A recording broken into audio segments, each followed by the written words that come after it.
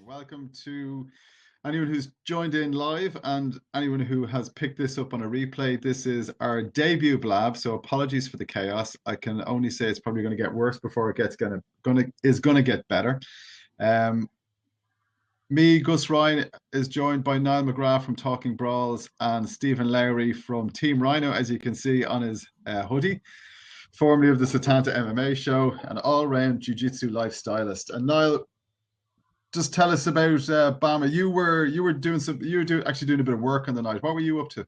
Yeah, I was presenting in place of Andreas Giorgio from MMAplus.co.uk. I was stepping in to present the backstage treble A show, access all areas. So it was good fun. Just, we catch up with the fighters, see what goes on behind the scenes, all that sort of thing. So yeah, really enjoyed it. Really lots of fun. Great to see, firsthand, the ups and downs of what a fighter goes through. And that will be out, I think, on BAMMA YouTube page and BAMMA.com over this week. They're actually going to do it in segments this time. Myself and Georgie Graham presented it. So that was good fun. Enjoyed that. But a great night of fights all the same, guys. I'm sure we're going to natter about it now. It was an excellent night, top to bottom. It was an excellent night. So what I asked the lads to do is we're going to go through our BAMMA 22, the good, the bad, and the ugly. There's too many fights to go through them all individually.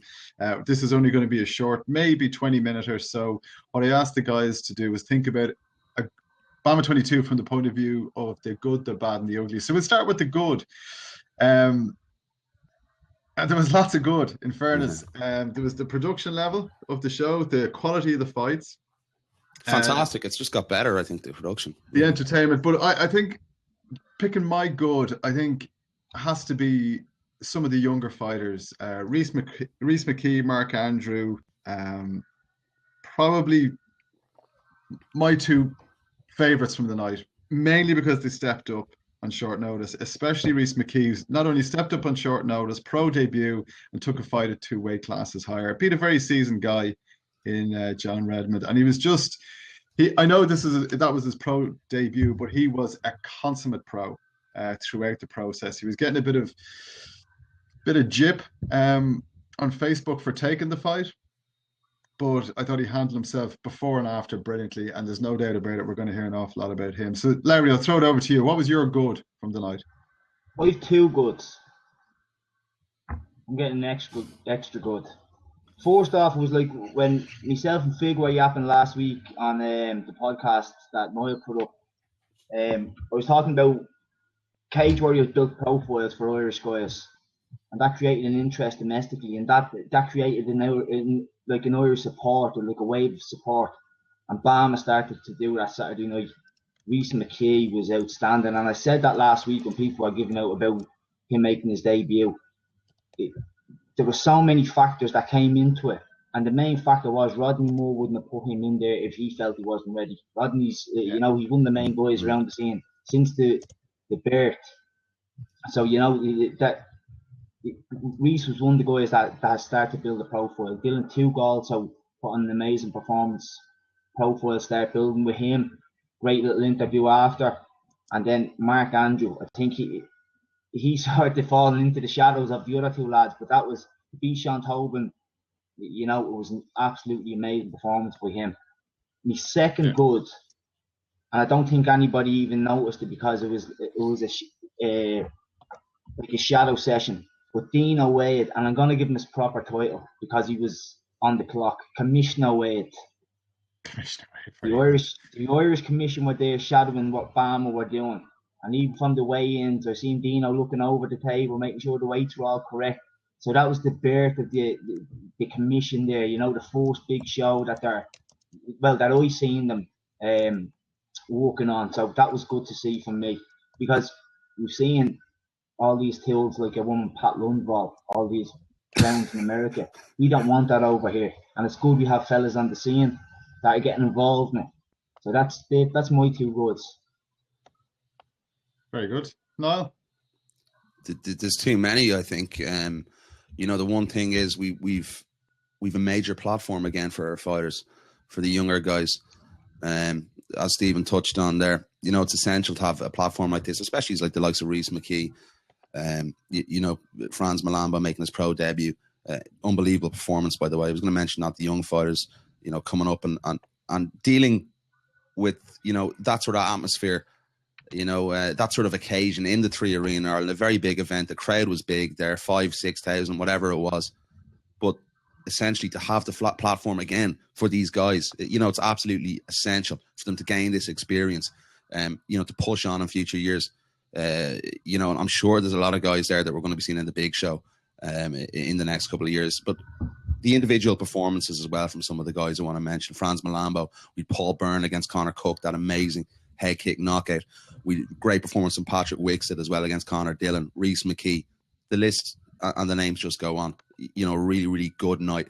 That's what I want. The whole event, I think, has to be looked on as a major, major positive to have a show of the quality of BAMMA return to Irish shores, and for the guys to get their names out there. So it really is. It's just the standard and the platform is my main plus, for the weekend and the night. Yeah, I mean, I asked you to give me one, so you've both gone over it with loads of them. So I'm going to add a few more. A few more, like all the young fighters you mentioned, like Rhys I've mentioned, Patrick Wixted deserves an honourable mention. Franz, obviously, Paul Byrne.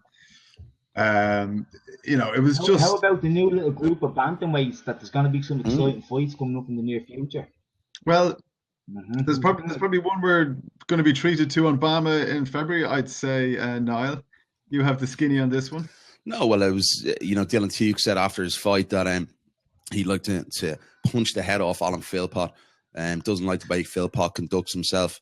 In fairness to Alan, though, I think as well, Alan, said in another interview after the event that he needs to grow up and mature a bit, which, I really do think he needs to look at himself in the mirror a little bit and not do the silly things that he's been doing. So, it would be a good fight. Dylan's a killer. I've been unbelievably impressed with him in his last 2 performances. We got a back to Battle Zone last October, I think it was. Was it October, Gus?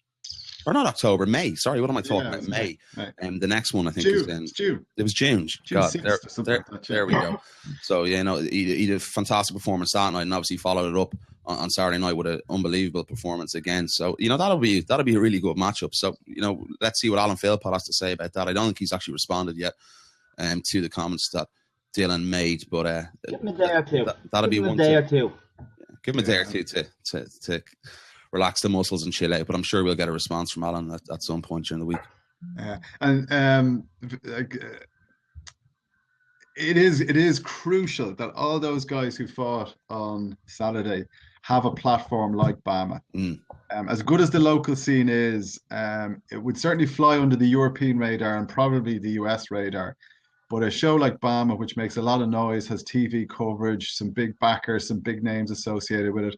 Like, people on Friday afternoon mightn't have known who any of those guys we've all mentioned are, but there's a lot more people on Monday afternoon now know who they are and would be saying things like, well, Paul Byrne is 6-0 now.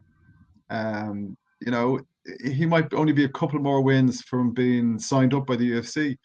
Let's say UFC Dublin is July next year or June next year. We could very well see him on a preliminary UFC card in Dublin, as early as that. What do you think? And another guy to mention as well, and he beat an Irish guy that was being put in that bracket as well, in Carl Moore was Paul Craig. That was a fantastic performance from him. He's gone 7-0 now, a Scottish guy. So these guys, of course, not expect Carl Moore to get submitted like that. No, very surprised. Yeah, very surprised. Upset. Yeah. Okay, give me. So we're doing the good, the bad, and the ugly. So give me a bad. Niall, we'll start with you first. I was going to mention this one. Obviously, at the end of the show, I'd like to just clarify this. There was a bit of bottle throwing and a bit of nasty incidents after the conclusion of the main event with Tom Duquesne and Brendan Loughnane. And just to set the record straight, the fans that were, Tom thought it was actually Irish fans, involved in that incident, but it actually was Brendan Loughnane's supporters that were doing that. We were close enough there to see and to listen in. That was actually the case.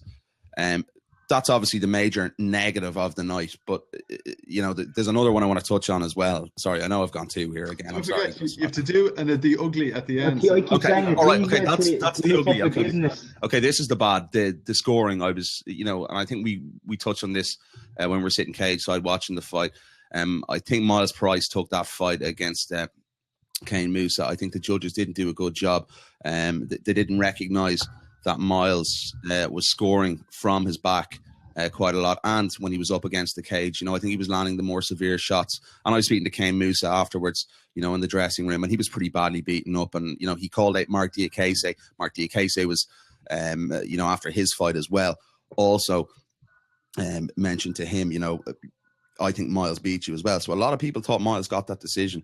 I certainly did. I know a lot of the other guys sitting at cage side did. So that was my real surprise. And I actually had a 29-28 for Miles Price over Kane Musa. I don't know what, I think you guys might have had something similar enough, but that was the major sort of disappointment for me of the night, because Miles put a lot of effort into that fight, and I do believe he took the victory. Yeah, so that was the bad and the ugly all in one fell swoop. Go on, Larry, give us the bad and the ugly. Well, my bad is Miles Price again. People might say I'm biased, but that knockdown that happened when he got dropped, people, right fair, he could have scored at 10-8, but if you look what happened, he wasn't totally dazed. He switched, boom, straight away, single leg X guard. He looked for that little foot lock. It didn't happen. He kept working from the back. He was actually trying to finish from the back. He inverted up into a triangle. So I'd bring it back. If it was a score, Kane would have won that round, 10-9. If there was an argument for it, the other two, Miles was clearly the more aggressive fighter. I think it was number two. But Miles was constantly walking away. He was throwing an elbow, he was trying to arm drag him to turn the position. On the deck, he was doing exactly the same thing. I just think he was more active. Yeah, so no, don't disagree. That's my bad. And maybe, do you know what? I'll throw another bad out there for the crack. Where was the media's little room with the food and the vol au vent and the quiche and the chicken legs and the... A bottle of water would have been nice. Did I miss that part? No, I didn't even get a bottle of water. Well, look, I'm not going. Hope Matt Bourne's not listening. Do you want to do a hint for the next time? Do you want to do the ugly now? My ugly? Yeah, no, There's not only you. one ugly for the whole night. Yeah. Huh? Go on. The hyperextension on Catherine Costigan's arm. Yeah. From that crazy fucked up position. Yeah. You remember the position she had? Yeah, it was like Catherine total position. She was up over her back. She looked like she was surfing her back. Yeah, it was like half armbar, half Kimura almost. I was a little bit surprised with start to set it up. I don't know how Catherine didn't even tap from that. I was like, holy shit. Yeah. I was a little bit surprised. I didn't see whether it tap or verbal tap. Well, if she tapped, it was the far side to where we were sitting. I didn't see a tap myself either, so it could very well have been a verbal. I was surprised Catherine engaged.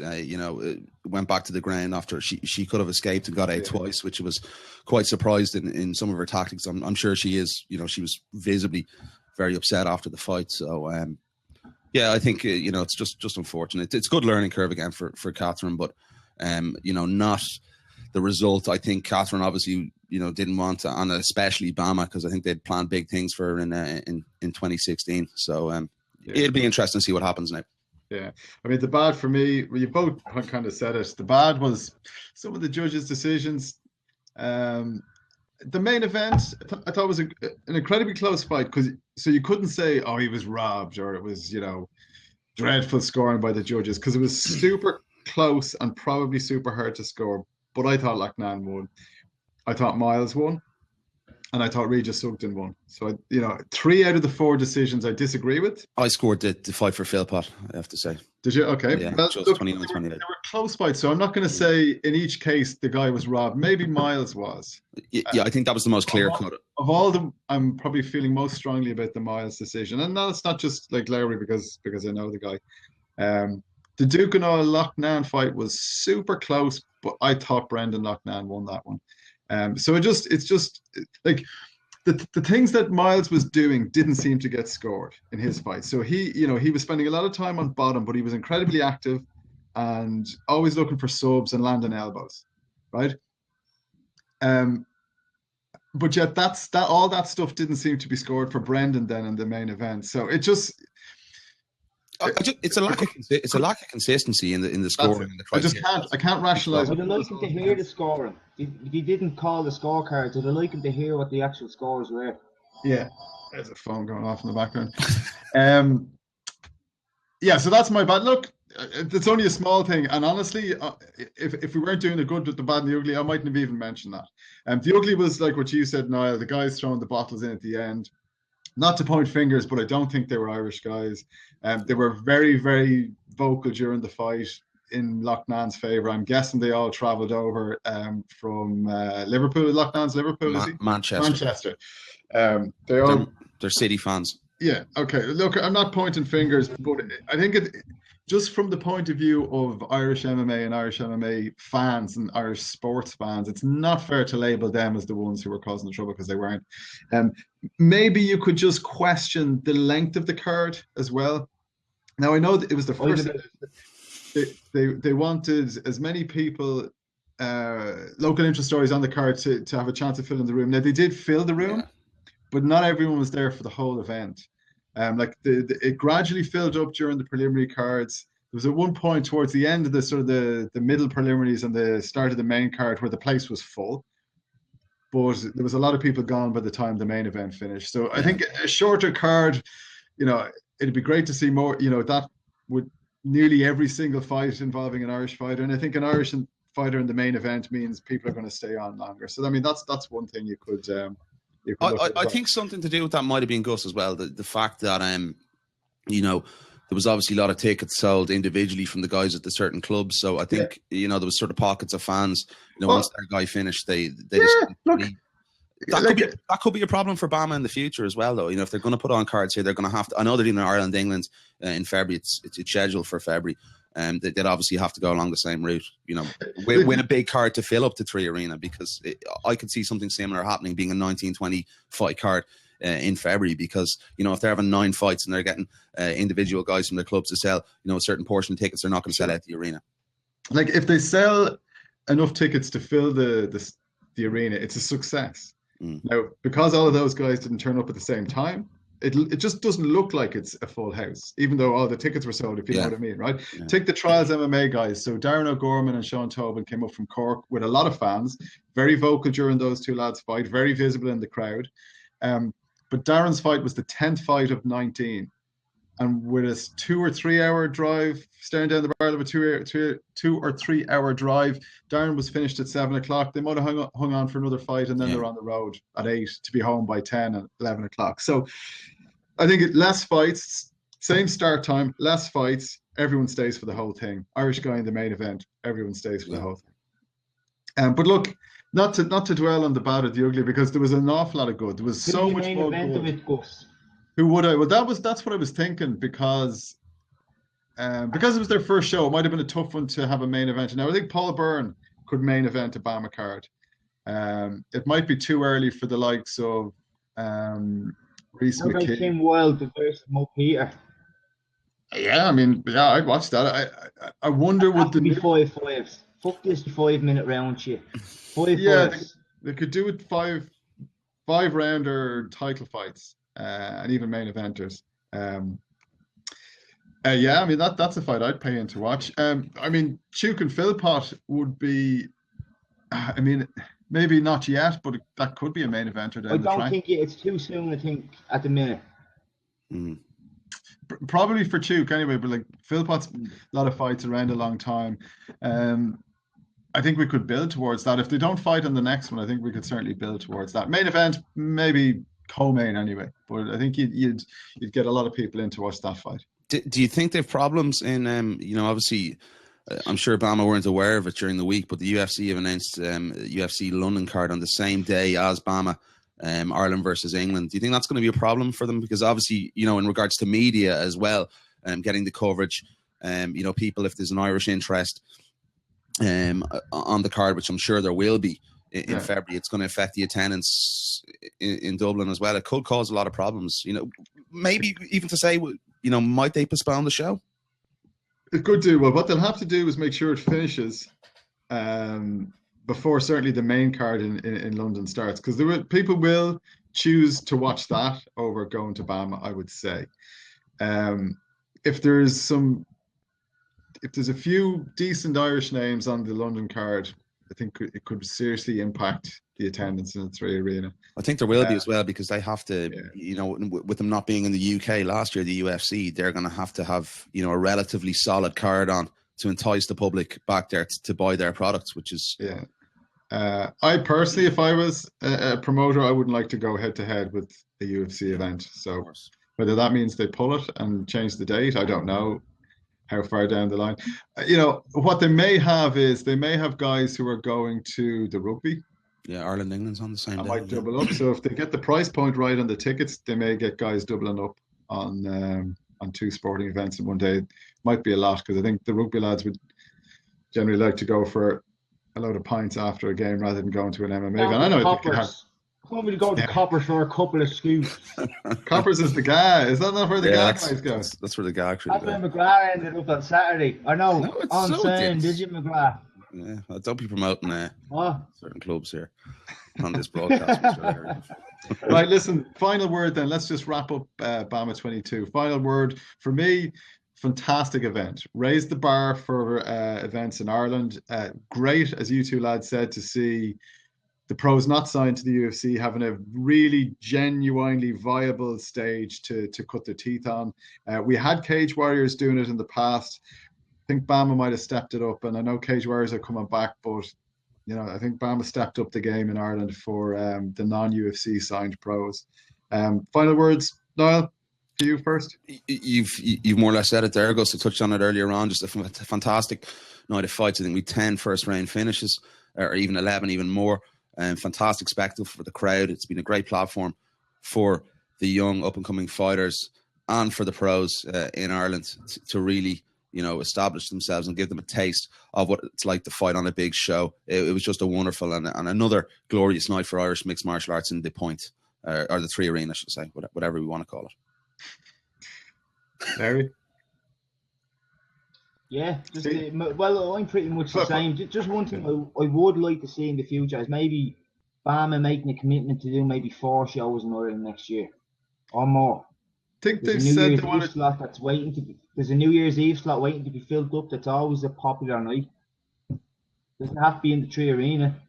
Yeah, no, yeah. End of night or whatever. I think Niall, you might know more about this, but I think they said they want to do 3 next year at least. Yeah, I spoke to Matt. I had Matt on the show, on the podcast a few weeks ago, and Matt spoke to me about, you know, if the demand for the tickets was right here in the market in Ireland, that they'd be coming back to up to 3 to 4 times a year. You know, obviously that came to fruition with them announcing the February card last week. So I'm presuming they're going to do more cards next year. Up to 3 or 4. That's what Matt has said to me. So he was obviously impressed with the ticket sales. I think it's just maybe play it, you know, one show at a time for the moment and see what happens. Because I know a couple of their plans have gone out the window for potential fights that were going to be made for February already with a couple of the upsets that happened at the weekend we had there. So can you tell us any of them, or is it classified? I can't really, because you know it's these fighters. The fighters lost, and I don't want to. You know, come on, it's only between us and what? other people. No, I better not say anything. Okay. No, that's... I think you can work. I think people can work. I think people can work it out. I don't think it's you don't have to be a rocket scientist to imagine what BAMMA were planning to do after New Year. You know, regarding certain results at the weekend. Fair enough. I'll give you a shout later. Go on, Larry. Over you. I'd like to see maybe, as I said, not necessarily the Three Arena, but to go back, if they go to the Helix, say, and do an Irish contender night, so it still keeps the Irish pro guys active, and then the guys who are winning are going to fight in the big show in the Three Arena. You know, so the overheads may be there, as in to try to fill a big arena, do two. What's the Helix holding? 1,500. 2,500, 3,000. Yeah. No, it's 1,500. It's 12 to 1,500. Is it? Well, 12 to 1,500. You see, you pack that out. Your brand is still on the ground in Ireland. You know, you're keeping the clients happy, basically. You know. Yeah. But the thing about it is, you make 4 times the money if you go to the Three Arena. I think the production cost might be. The production cost might be that much if more. you have what's happened here, where fights are falling off, and you're just fucking scramming everywhere to try and make a fight happen. You know, put on a smaller card. You have a bigger pool of fighters to pick from. Then, if someone falls off, boys are dying to jump at the chance. Yeah. No, look, you know, I think they're very much aimed themselves towards an arena organization now. Right. You know, they've done all their fight cards. You know, they do a lot in the Barclay Card Centre in Birmingham. I think that's sort of really the home of BAMMA. So I do think what Matt and the guys there have done, if that's what they're looking for. I don't think they're going to target the smaller arenas. Okay. You know, maybe it's not a good thing. I know, you know, Cage Warriors were doing events a lot more frequently, possibly than BAMMA have done, and more in the calendar year. So I think it's just more of a, maybe, you know, just a growing process at the moment. Obviously, Cage Warriors was around for a lot longer. So, you know, let's see what happens, I suppose. Okay. So final words then. Yeah. Great night. No, seriously, really, it was brilliant. Really, another sort of monumental, a night that will stick out in a lot of people's minds for, you know, possibly, you know, the re-emergence of a European show and the big European show. It's going to be interesting to see what Cage Warriors do, you know, when they come back. But really just a great night, I think, for European, not just Irish mixed martial arts as well, European mixed martial arts. It gives these guys all over Europe a platform. And obviously the announcement, you know, we you know, French mixed martial arts was sanctioned under IAAMAF last night. So it's things like that, you know, we're going to see the expansion, you know, more French fighters, you know, in other regions. There's going to be guys all over Europe wanting to get on fight. On fight cards like this, so it was just a great night for a European promotion to be back, a big European promotion to be back in the mix in Ireland. Anyway, yeah, very good. All right, listen, we've been on just over half an hour, so we'll wrap it up there. Thanks for anyone who's watched this live and anyone who's going to watch the replay. We should hopefully do it again real soon. Definitely. Thanks, Steve, and thanks, Niall, for jumping on this afternoon. Always a pleasure, guys.